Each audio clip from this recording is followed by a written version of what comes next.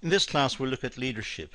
Now this is one class amongst many on this topic, and it's important that you consult widely and look at the other classes and also look at the extensive range of PDFs that cover this topic. So in a sense this particular video is a revision class on the other videos on leadership. Nonetheless, it does contain insights and it is worth studying in its own right, and you should make notes from it and add it to your list of ideas and your background reading on the topic of leadership. Clearly it's an important issue in the study of organizations and business. So there are many definitions of leadership because of the various approaches taken in researching the subject. Leadership is looked at from different perspectives, from a psychological perspective, from an organizational perspective. It's looked at from various managerial perspectives. So it crops up in different ways in different literatures, and clearly there are different ideas associated with leadership and the importance of leadership as a consequence. However, our focus is on business, and what we need to do is to isolate out relevant points and issues associated with leadership in the context of business. Yokel in 2002 suggested that most definitions reflect the assumption that leadership involves a process whereby intentional influence is exerted by one person over other people to guide, structure and facilitate activities and relationships in a group or organization. So it's an intentional influence. The leader is not accidentally leading, the leader is intentionally leading, and it's exerted by one person over other people.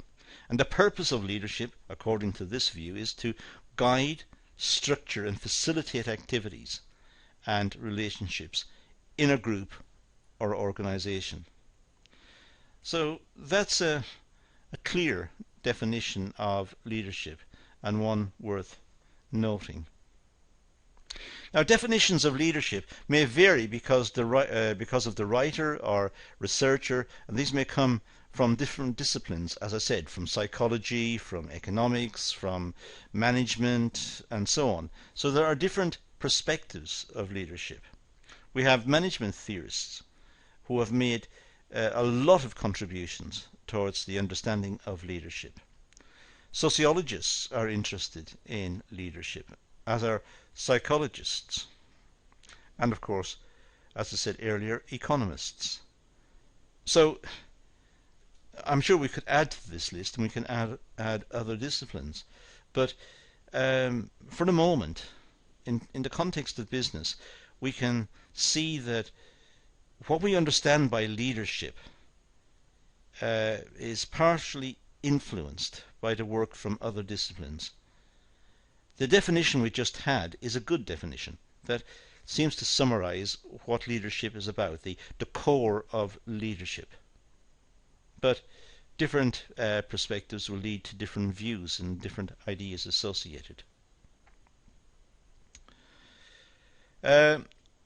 Kuratko and Hodgetts in 2001 suggested that entrepreneurial leadership can be identified as the ability to anticipate, envision, maintain flexibility, think strategically and work with others to initiate changes that will create a viable future for the organization. But here, please note, we're talking about entrepreneurial leadership. This is leadership targeted at introducing new products, new processes, new innovations, new ways of working. It's the idea of change within the organization and the leadership that's required to bring about the change. So the leader must anticipate and envision and maintain flexibility, think strategically, and work with others to initiate change that will create a viable future for the organization. So in a sense, we can start to contrast here entrepreneurial leadership with the more routine leadership that we would find within organizations. If the organization is somehow settled and there are no radical proposals for change within the organization, so in a sense the routines of the business are day to day, we'd still expect to see leadership. We'd still expect to see someone guiding the organization. We'd still expect to see leadership in terms of looking at how the work is performed and ensuring that standards and quality are being maintained. So we would still look to identify leaders within that organization. But certainly within entrepreneurial organizations, ones which are undertaking great change, introducing new products or new ways of working or innovations, we would certainly expect to see leadership. Tichy and Cohen in 1998, they recognized that leadership is more about thinking, judging, acting and motivating than about strategies or methodologies and tools. So it's more about thinking and judging and acting and motivating. So leadership is about not so much working out strategies, but it's working on ways to improve the current situation, improve the product, improve the processes within the organization. It's looking at judging the standards by which the organization is performing and seeing if there's a better way of doing it, and then getting others to follow in bringing about changes which will improve the organization. Strategies, methodologies and tools are focal points. This is what gives the organization direction. But bringing about the change, bringing about the achievement of the direction indicated in the strategies, that's the function of leadership. That's where leaders are required to bring the workforce with them to achieve the strategies that have been set out. So there is a distinction between leadership and strategy and the direction in which the organization is moving. Clearly, the top management in designing the strategic plan for the organization may be entrepreneurial and look for niches in the market and identify products that are suitable for the market and changes that they would like to see within the organization. But bringing about those changes requires leadership. Getting the workers and the management and the line management and all of those, getting everybody behind the initiative to bring about the changes that are required to fulfill the strategic objectives. That needs leadership. It suggests that the various definitions, or the definition by Kuratko and Hodgetts, lacks the emotional nature of leadership. Leadership is somewhat emotional. It requires that the followers understand what the leader is trying to do and respect the leader and follow the leader because they have confidence that the leader will achieve what he or she is setting out to achieve. Now, the difference between leadership and management. Well, Levicki considered managers to be team players and coordinators of others. So managers are team players. They coordinate others. They link others together and try to achieve outcomes. So managers tend to work with others. Whereas leaders must balance stakeholders' interest and be visionaries and judges. Leaders are much more inspiring. Managers make sure that the processes are completed according to the requirements of the job. They make sure that the paperwork is completed and that the workers work according to the set rules, and they implement the plans. The leaders give example. They are visionaries. They look at the processes and see if they can be changed and altered and be made more successful. And the workers are willing to follow the leaders because they trust them. They believe the leaders. So the leaders are not so involved in the routine processes, making sure that the tasks are followed according to the rules. The leaders are the ones who, in a sense, help to develop the rules through example and getting the workforce to follow their example, presumably aimed at being more successful and more productive. Rather than managing people towards a result, leaders manipulate the whole set of resources. The leaders look at everything that's there and try to optimize, giving the whole envelope of resources that are available, to try to match them up in some perhaps innovative way that will improve efficiency and give greater satisfaction to the workers. So they inspire the workers. The workers will follow them because they believe in them.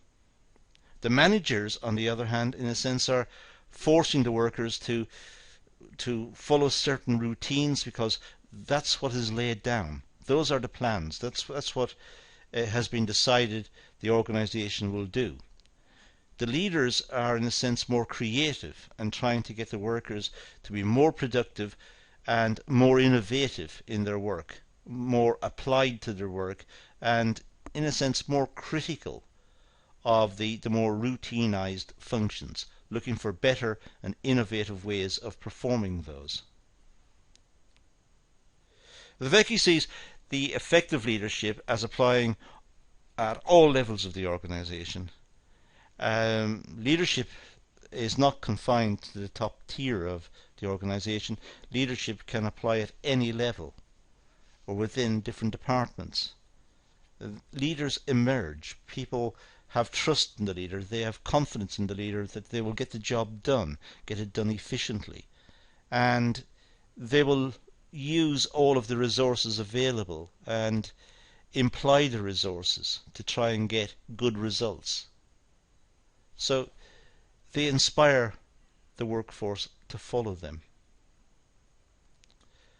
Kotter suggested that leading and managing are separate.